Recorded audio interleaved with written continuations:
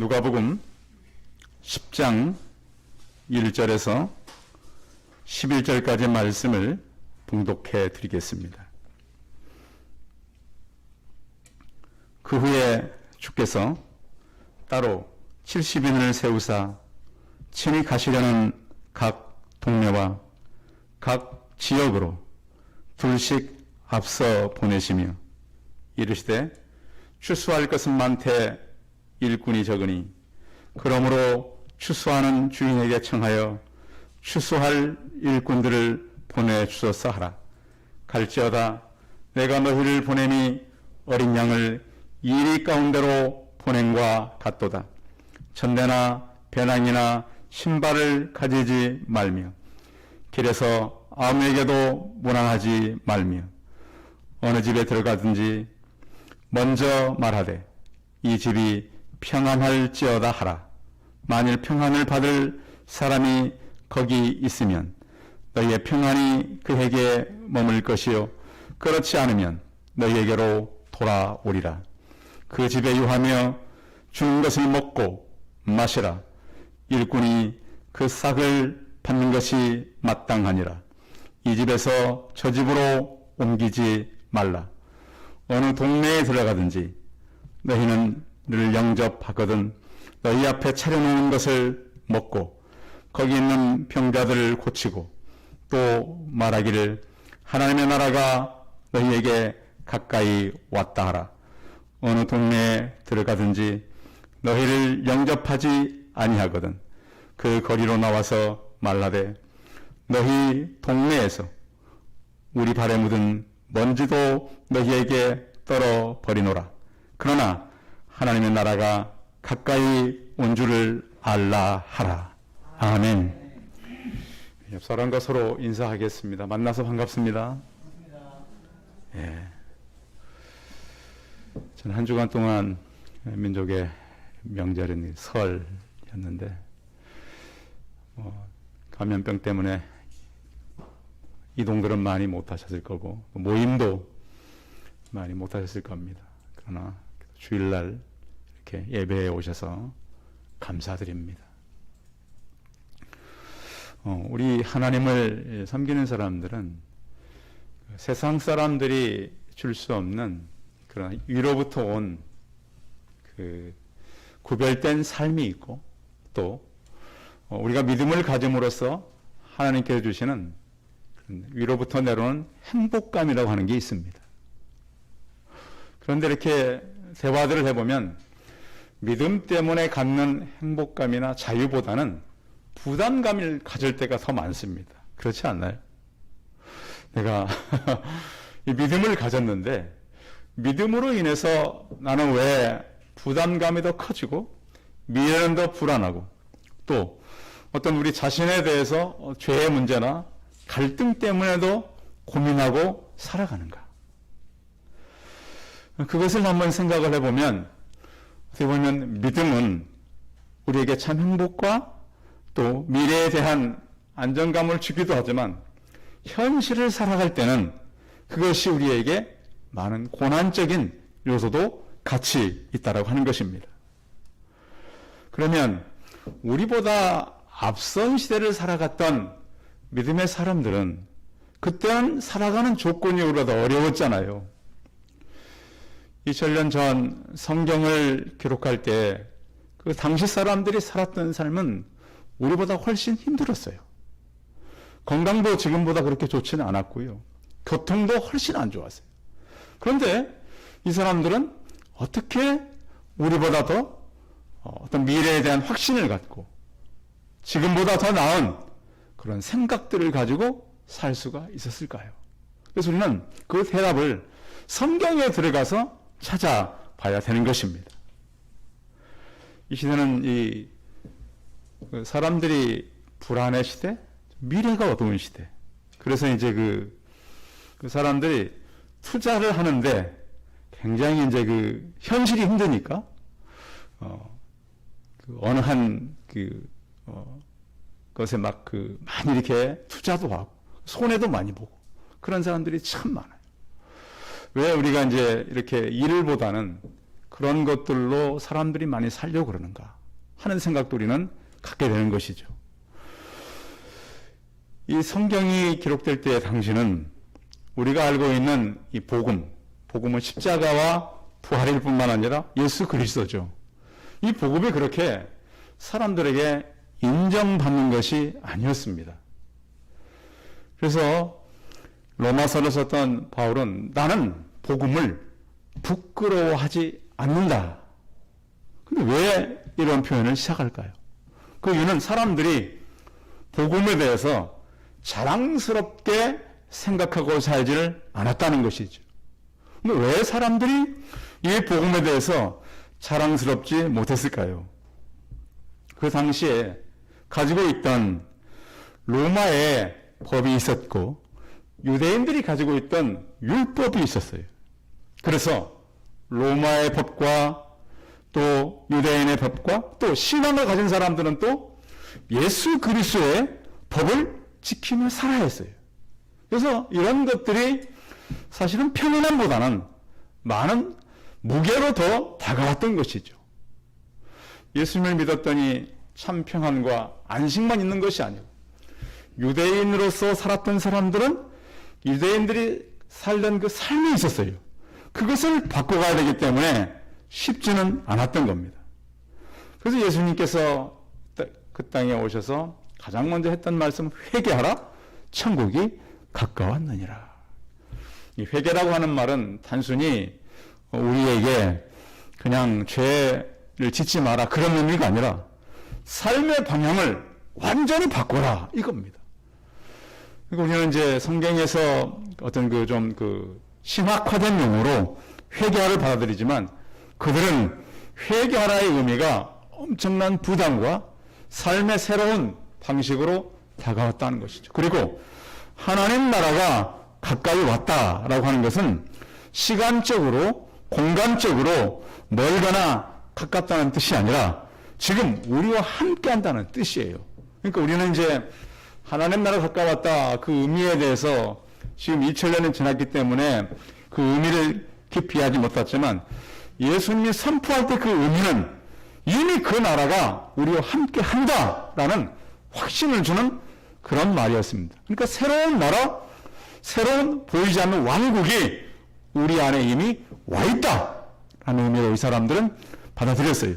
그래서 그렇게 하나님 나라는 가까워 왔지만 사도 바울은 그 글을 쓰면서 내가 복음을 부끄러워하지 않는다. 근데 왜 그런 표현을 썼냐면 그 당시에 가장 강했던 나라는 로마입니다. 로마는 그 당시에 어떤 나라도 꺾을 수 없는 강대한 나라였고 그 당시 로마가 한참 패권을 쥐고 있을 때는 그 중심이 지중해였습니다. 그 지중해 모든 패권을 그들은 다 가졌고 또 그 당시에 가장 힘 있는 사람들은 바로 로마 사람들이었습니다. 그래서 로마의 시민권은 굉장히 비싼 가격에 팔리고 있었습니다. 가장 부강했고 로마 시민은 최고의 권력을 누릴 수가 있었습니다. 그래서 로마 시민은 자랑거리였고 또 거기에 비해서 기독교인들은 굉장히 로마 시민에 비하면 조금 자신감이 낮았습니다. 자존감도 낮았고 왜냐하면 로마법에 의해서 예수 그리스도는 십자가의 처형을 당했기 때문입니다. 그래서 기독교는 그 법에 죽은 예수 그리스도를 섬기는 사람들이요. 로마는 그들의 종교의 지도자인 예수 그리스도를 죽인 사람들입니다. 그래서 십자가에 못 박힌 사람이 살아난다고 하는 것은 믿기가 어려운 얘기입니다. 그 당시. 왜냐하면 십자가 처형을 우리는 모르지만 1세기 사람들은 다 알았습니다. 십자가 처형은 1차적으로 사람을 질식시키는 겁니다. 숨을 못 쉬어요. 그래야 죽는 거예요. 그러고 난 다음에 사람의 몸속에 있는 피와 물을 다 짜내서 죽이는 겁니다. 한 방울도 남김없이. 최종적으로 죽지 않으면 다리를 꺾어서 죽입니다. 그러니까 이 십자가 처형은 사람이 살아날 방법이 없는 거예요. 그런데 그렇게 처형을 했는데 예수 그리스도가 살아났다라고 하는 거예요. 믿기가 힘든 일이에요. 자기들이 다 그렇게 잔인하게 죽여서 도저히 사람이 사람을 방법 없이 죽였는데 어떻게 그 십자가의 체형을 당했는데 살았다고 말할 수 있는가? 그러니까 기적이죠. 그래서 예수 그리스도의 십자가는요, 이건 사람이 살릴 수가 없는 그러한 방법으로 잔인하게 그 아들을 십자가에 죽이셔서 살려내신 겁니다. 그러니 로마 사람들이 예수님이 부활했다는 얘기를 믿겠어요? 그걸 믿을 수 있다면 그게 진짜 믿음인 것입니다. 그것이. 우리는 그 예수 그리스도가 어떻게 죽었는지, 그 십자가가 얼마나 잔인한지를 모르지만 1세기 사람들은 알았단 말이에요. 정말 거기서 그렇게 죽였는데 살아났다면, 그것을 믿을 수 있다면 그건 진짜 믿음인 겁니다. 그래서 오늘 우리는 이 예수 그리스도가 살아있을 때 그들을 보냈던 그 사람들의 얘기를 같이 나누고자 하는 것이죠. 예수님께서는 그 당시에 주로 제자들을, 청년들을 제자 삼았습니다. 그리고 그들을 양육을 했고 또 그들을 그의 제자를 삼았어요. 그래서 그들을 보내는 장면입니다. 오늘 본문에는 70인을 이렇게 세우지만 그 앞부분에 보면 또 다른 사람도 보냈습니다. 자, 인도에 어떤 이제 수도사가 길을 가고 있었어요. 그런데 얼마 가지 않아서 너무 동네가 정적이 있는 거예요. 이렇게 고요하지. 앞을 자세히 보니까 이 코브라 한 마리가 고개를 딱 들고 앞에 있는 무언가를 노리고 있는 거예요. 그 옆에는 나뭇가지 아랫부분에 새 한 마리가 앉았는데 이 새는 뱀의 눈빛 체면에 걸려가지고 꼼짝도 못하는 거 이미. 아, 죽겠구나. 그래서 코브라는 정확하게 그 새를 응시하고 있고 그 새는 이미 도망가는 것도 잊어버린 거예요. 죽었구나. 수도사는 저 뱀을 잘못 건드리면 자기도 위험이 있겠구나. 그래서 어떻게 저 새를 도와줄까? 그래서 막 소리를 지르면서 주변 막대기를 가지고 휘둘렀더니 살모사가 도망을 했습니다. 어떻게 보면 이 장면이 우리도 사실은 어떤 우리가 알지 못하는 강력한 사단의 세력 앞에 어떻게 해야 될지를 모르고 방법도 모르고 그냥 떨며 서 있는 우리의 모습과 같습니다. 예수 그리스도는 마치 사단의 눈빛에 그 체면에 걸려서 꼼짝 못하는 우리를 대신 살리신 그러한 일을 감당하신 것입니다. 혹시 요즘에 살아가면서 여러분들 주무시다 가위 눌리는 분들 계세요? 아니면 막 잠이 오지 않고요. 미래가 너무 두렵고 그렇게 할 때는 여러분 그 상황 속에서도 그 상황을 지배하고 있는 하나님을 보시기 바랍니다. 제게도 그렇습니다. 저게도요. 저도 그런 경험이 있었기 때문에 가끔씩 그런 시간이 저도 찾아올 때가 있어요. 어떤 사람은 진짜 불을 끄고 못 자를 정도의 두려움이 올 때도 저게도 있어요. 그럼 어떻게 그 시간을 이기느냐? 이 공간 안에 누가 계신 거예요? 하나님의 임재가 있다는 걸 확신해야 돼요. 믿음은 바로 그런 거예요. 실제로도 그렇고요. 우리가 예배 시간에 가끔씩 휴대폰이 울리는 경우가 있잖아요. 왜 울리죠? 그 전파가 계속 타고 있기 때문에 그런 거예요. 우리 믿음은 뭐죠? 지금 우리가 있는 공간에 누가 계시는 거예요?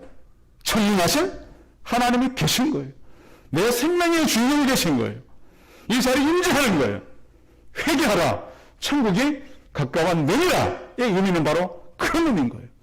우리는 이미 하나님의 자녀로서 믿음을 가진 사람들로서 그 공간을 지배당하고 사는 것이 아니라 이제 우리가 지배하고 살 수 있는 그런 용기와 힘이 생긴 믿음의 사람들로 이 땅을 살아가게 되는 것입니다.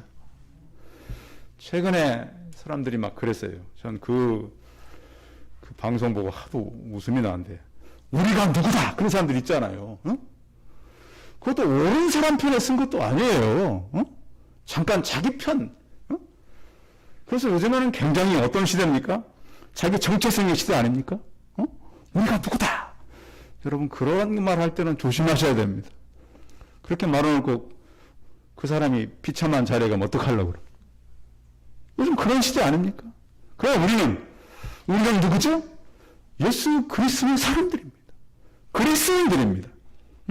사람들이 우리가 누구다 할 때 우리는 예수 그리스도의 사람들로 살아가시기 바랍니다. 자꾸 그냥 그 사람들이 하는 게 아니에요. 우리나라 굉장히 괜찮은 자리에 있는 분들이 꼭 그런 얘기들을 하세요. 그것은 참 지금이야 그렇지만 시간이 지나면 아주 부끄러운 얘기가 된단 말이에요.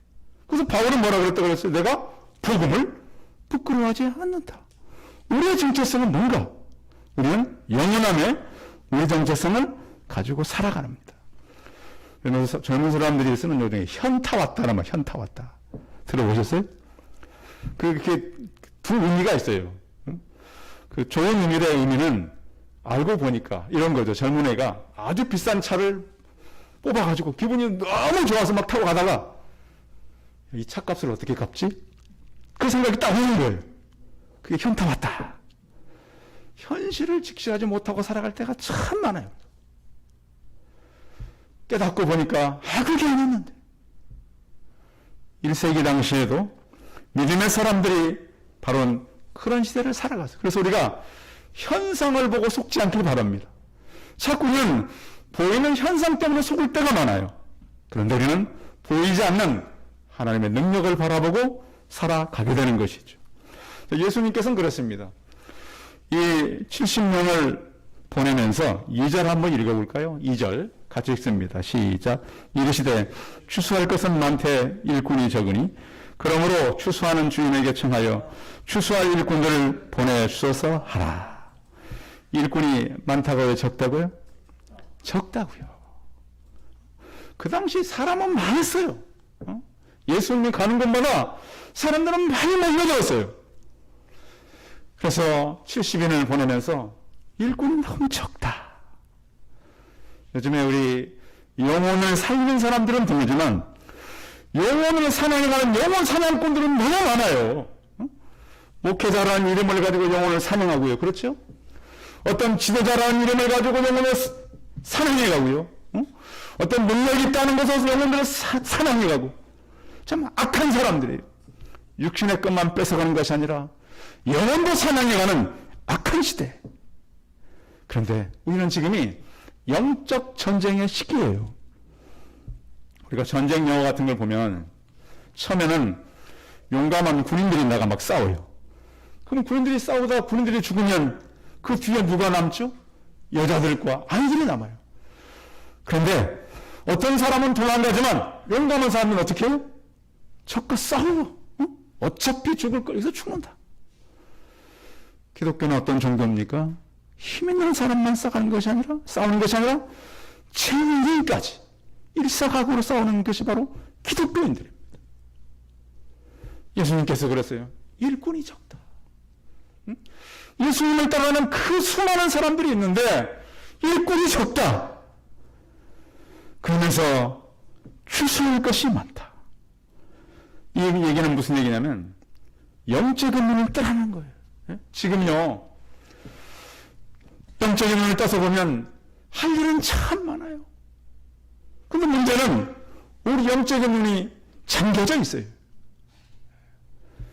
제가 존경하는 한 장로님 지금 이제 천국 가셨는데요. 제가 늘 그런 얘기 자주 했어요. 우리는 너무 일찍 눈을 떴다 일찍 감아버렸다. 성도 여러분, 저와 함께 영적인 눈을 뜨고 이 땅을 바라보시기 바랍니다. 우리는 영안이 열려야 돼요. 지금 이 세계가 지금 어디로 흘러가고 있는가? 추수 때라고 하는 건 그때를 놓치면 어떻게 돼요?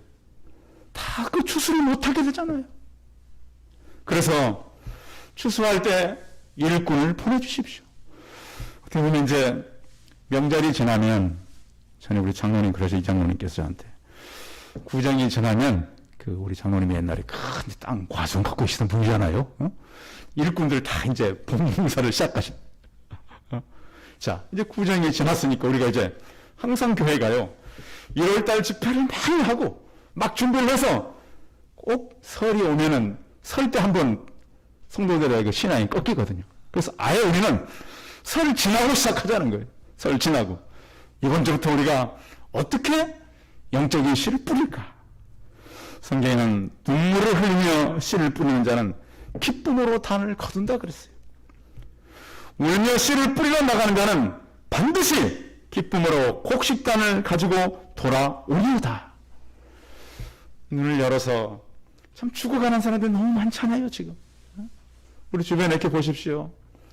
지금 우리나라가, 지금까지 물론 좋은 때도 있었지만 굉장히 힘든 때를 살아가요.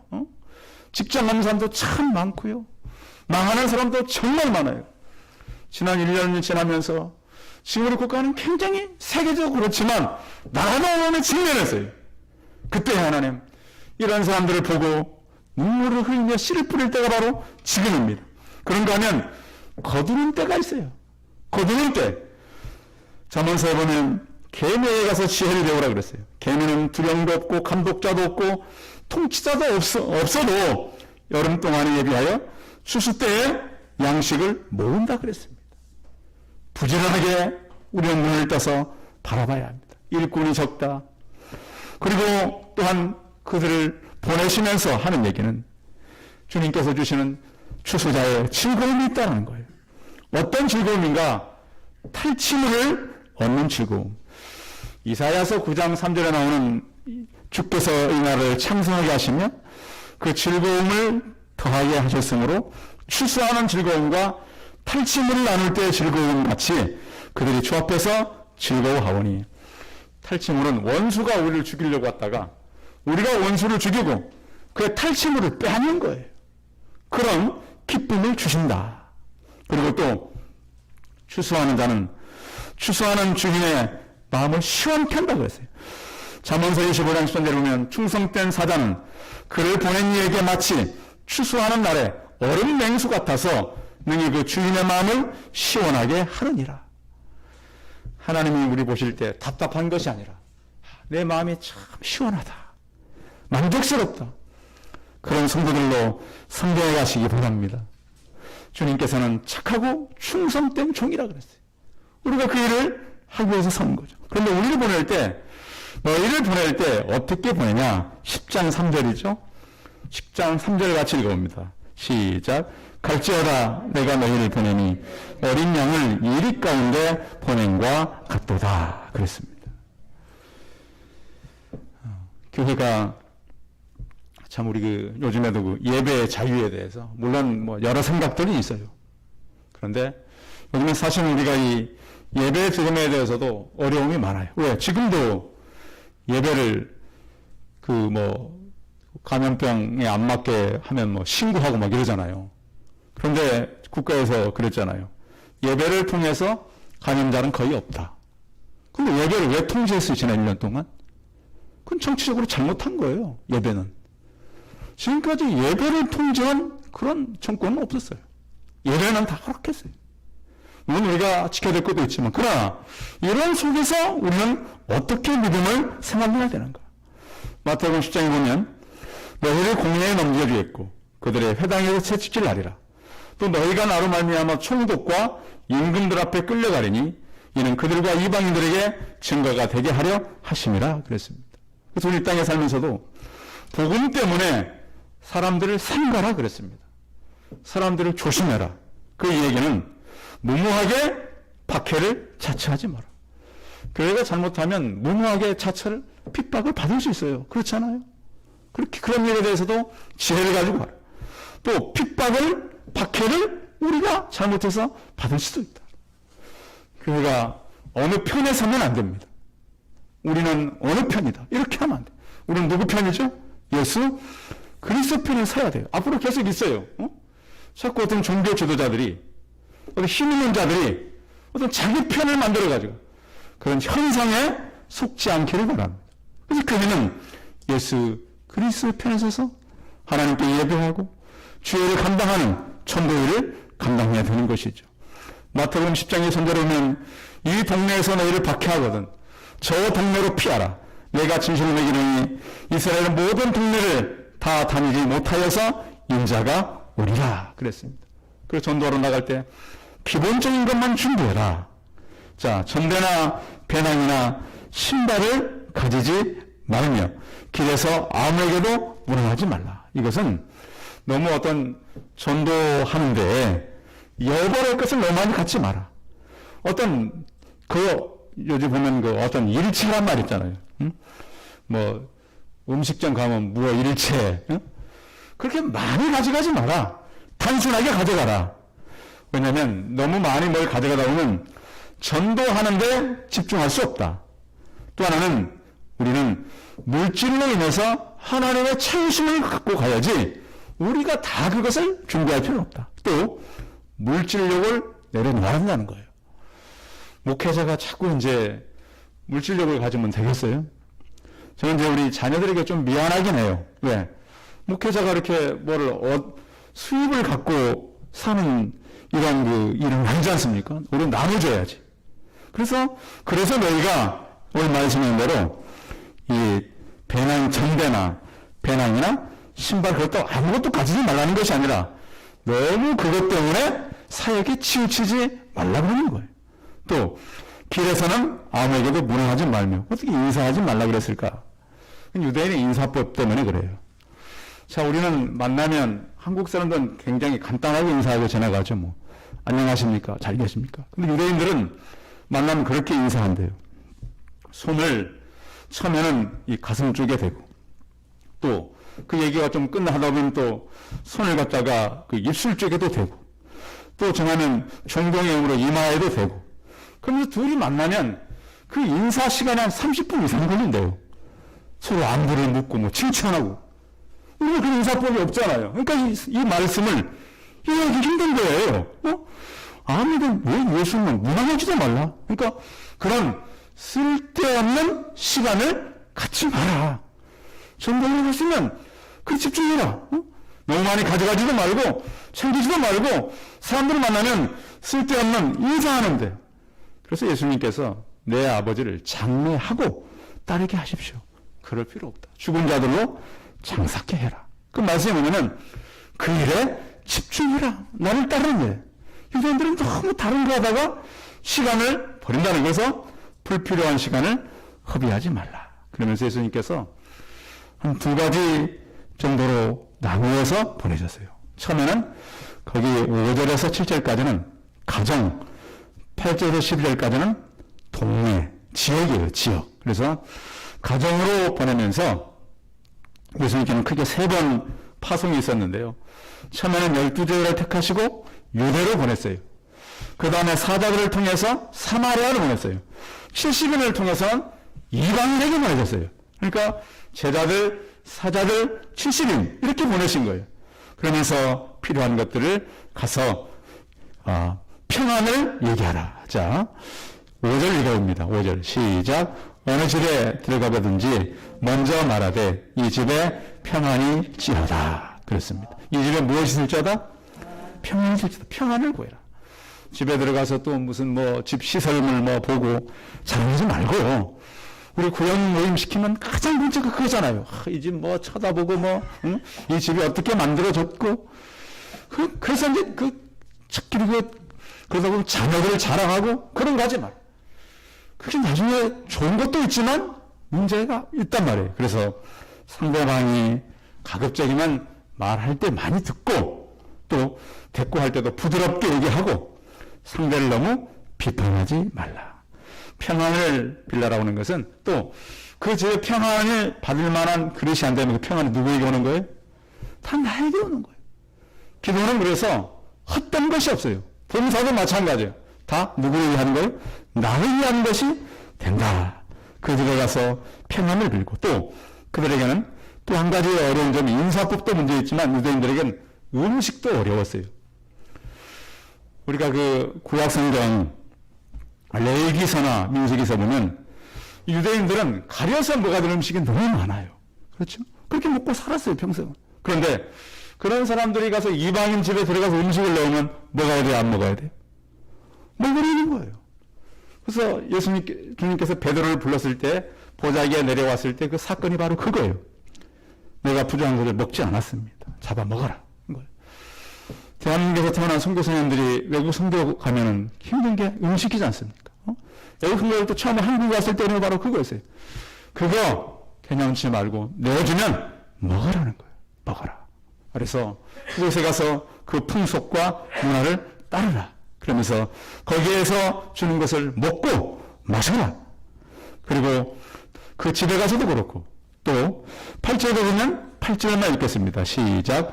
어느 동네에 들어가든지 너희를 영접하거든 너희 앞에 차려놓은 것을 먹고 집에 가서 그렇지만 동네 그 지에 가서도 마찬가지다. 그러면서 그들과 함께 공유해서 살아나라고 부탁을 하였습니다. 전도하다 보면 어려움을 만날 수도 있어요. 제가 아는 분이 한번 간증하는데 그분은 문 열고 전도하려고 하는데 너무 주인이 문을 세게 닫아보는 바람에 손가락에 꼈어요. 어떻게 했겠어요? 손가락 피가 막 났어요. 주인이 소리 나니까 다시 문을 열고 사과하고 그분 나중에 교회를 오셨더라고요. 그래서 그분만 오면 그 목사님은 이렇게 하시는데 너 손가락 어느 분은 또 이렇게 어느 분 전도 갔다가 개가 물어가지고 옷이 다 찢어졌어요. 요즘에 큰 개들은 다 보험들여야 돼 이제 안 들으면 안 돼요. 그래가지고 그 주인이 너무 미안하고 어떻겠어요? 목사님 옷을 새로 맞춰줬어요. 그래서 나중에 그분도 알고 보니까 이 목사님이 그 전도하러 온 건데 자기 집에 찾아온 건 좋은 일이잖아요. 그래서 만나다 보니까 전도가 돼가지고 또 그분도 교회 나오셔서 직분자가 되고. 그래서 아무튼 우리가 이 어떤 가정도 그렇고 지역도 그렇고 전도가 나가면 어려운 거 있지만 그것을 통해서 사람들이 돌아온다라고 하는 것입니다. 그리고 나서 예수님께서 70인을 통해서 보고를 받습니다. 준비해서 가정과 지역으로 보냈더니 사람들이 나가서 사단이 항복하는 것을 보고 왔습니다. 자, 17절 읽어봅니다. 10장 17절 시작. 70인이 기뻐하며 돌아이르되 주여 주의 이름이면 귀신들도 우리에게 항복하더이다. 그렇습니다. 제가 지난주에 명절이어서 좀 어딜 갈까 하다가 이제 가족들이랑 한번 이제 낙산 쪽에 한번 가보자. 낙산. 그 낙산은 제가 그 군대 생활했던 곳이 바로 그 낙산사 그 근처입니다. 그래서 저희 그 부대는 낙산사 절 위에 있었고 제가 나가는 교회는 절 아래에 있었어요. 그 주일이 되면 저는 교회를 갔습니다. 그런데 해안 근무가 밤새도록 근무하면 오전에 주로 많이 잡니다. 그럼 저는 어떻게 해야 돼요? 주일 되면 잠을 못 자고 이제 교회를 가야 되는 거예요. 그래서 그 제가 나갔던 교회가 낙산교회라고 있었어요. 그래서 이번에 가가지고 그 생각이 나더라고요. 그래서 이제 어쩔 때는 버스를 타고 갈 수 있는데 그 거리가 몇 킬로가 돼요. 버스를 못 타고 가는 날은 중장님이 그래. 오늘은 차 타는 게 금지되어 있으니까 걸어가라. 그러면 2시간 정도 걸어가야 돼요. 교회까지. 그럼 군인 혼자 잠도 못 자고 2시간 갔다 2시간 걸어오는 예배드리고. 그러면 이미 다 자고 이제 또 근무 가야 돼요. 오후 근무. 그럼 하루 종일 저는 그 전날 또 근무하고 못 자고 가는 거예요. 그래서 내가서 이제 가가지고 의상대만 보고 가자 그랬더니 의상대도 보려면 돈 내고 들어가야 되더라고요. 얼마나 그 절이 큰지, 그리고 거대한 막 돌상 세우는 거 있잖아요. 다 밖에서 봐도 칸칸 다 돌 올린 거 보여요. 붙인 거 너무 크니까. 거기서도 막 절하고. 그래서 좀 마음이 좀 무거워가지고 이제 가서 이제 밥 먹고 차나 마시자 하고 가는데 참 신기한 건요. 차를 마시는데 그 집이 굉장히 큰 찻집이에요. 근데 찬송가가 나오는 그 집에서. 이 코로나 시기에 요즘 커피집에서 찬송가 잘 안 틀어주거든요. 저 좀 위로가 됐어요. 아, 그렇지. 내가 바로 그 커피숍 그 뒤쪽에 그 교회가 있어요. 제가 나갔던 교회가. 생각이 나더라고. 거기 있을 때 그 해안 근무가 애와되는 것도 참 많아요. 그 근무지가 바뀌면 아무 소리 낼 것도 많고요. 근무 형태도 매일 다르고요. 그 뭐 매일매일마다 우리 장로님 집사님들 아실 거예요. 사병들이 애워야 할 게 참 많아요. 그리고 그때는 태권도도 잘했어야 돼. 누구나 의무 태권도 도복이 다 지급되어 있어요. 그래서 태극 8장까지 못하면 휴가를 안 보내줬어요. 그래서 막 생활 못해가지고 하루 못 내려간 사람도 있어요.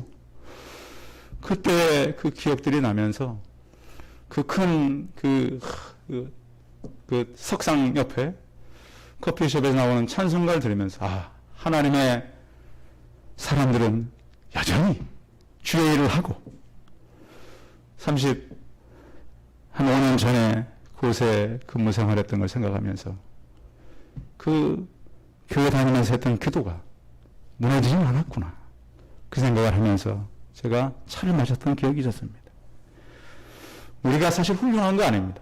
예수님은 우리가 부족해도 연약해도 우리를 보내셨습니다. 중요한 것은 우리가 중요한 것이 아니라 우리를 보낸 자가 중요하잖아요. 아이라 할지라도 힘없는 사람이랄지라도 힘있는 사람이 보내면 그 사람은 대단한 사람인 거예요. 오늘 70인을 보내신 예수님은 이 코로나 시기에 우리 한 사람 한 사람을 이 땅에 보내셨습니다. 우리가 어떤 가정으로 가든 지역으로 가든 회개를 선포하고 가정을 내 기도하고 정작 그들이 받아들이지 않으면 발에서 먼지를 떨어버리는 것처럼 부담 갖지 마라. 거부해도 그 마음에 무거움 갖지 마라. 떨어버리고 다시 가라. 이렇게 말씀했습니다. 봄이 오고 있습니다.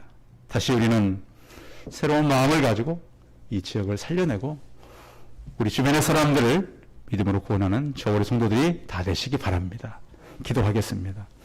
살아계신 하나님, 예수님께서 이 땅에 오셔서 12제자도 보내고 또 세상을 향해서 사자들도 보내고 또 오늘 70인도 보내셨습니다.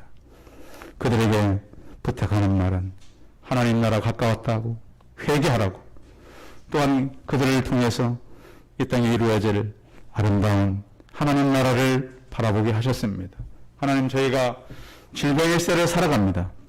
그러나 우리도 동일한 보내심을 받은 자임을 잊지 아니하고 어떤 가정으로 가든 어떤 지역으로 가든 믿음을 가지고 또 많은 사람을 살리는 우리가 되게 하여 주옵소서. 주 예수 그리스도의 이름으로 기도하였습니다. 아멘. 광고 말씀 드리겠습니다. 성도를 환영하고요. 지금 주일 오후 예배 계속 사람들이 계속 오고 있습니다. 그래서 오전 예배도 오지만 오후 예배에서도 기도해 주시기 바라고 감염병에 많이 주의하시고 살아가시기 바랍니다. 찬송 509장 하신 후에 축도함으로 예배 마치겠습니다.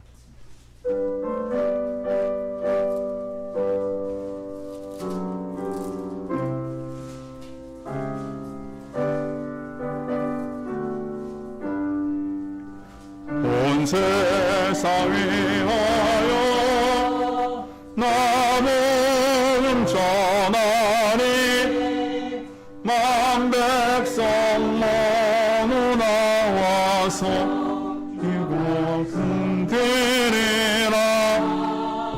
죄 중에 빠져서 헤매는 자들아, 주님의 음성 듣고서 너 구원 받으라.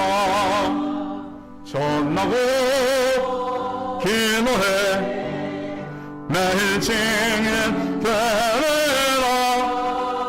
세상 모든 사람 다 듣고 그 사랑을 도록 온 세상 위하여 이 복음 전하리.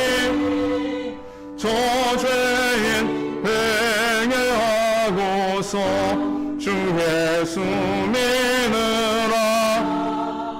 이 세상 구하려 주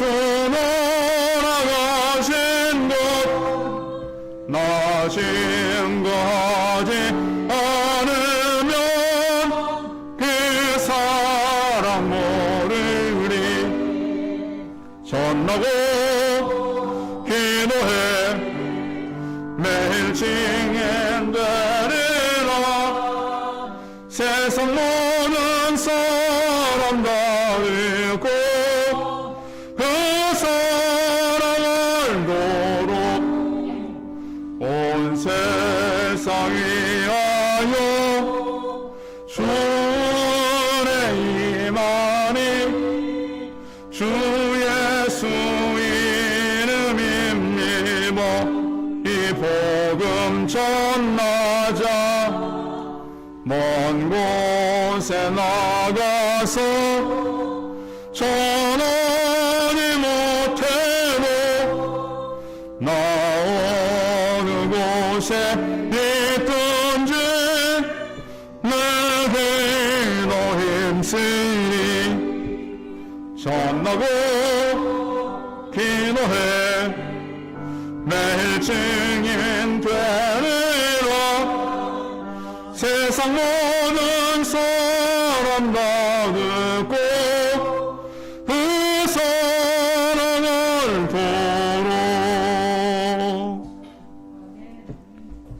이제는 우리 주 예수 그리스도의 은혜와 하나님 아버지의 무한하신 사랑과 성령의 교통하심이 주님께서 70의 년을 보내고 그 돌아와서 사단이 항복하는 것을 보게 되었습니다. 우리 또한 주님의 보내심을 받고 이 땅에 살아가는 믿음의 사람들로서 그 일을 감당하기를 소원하는 우리 성도들의 머리 위에와 자녀들과 가정과 일터와 사업터 위에 이제부터 영원토록 함께 있을지어다. 아멘.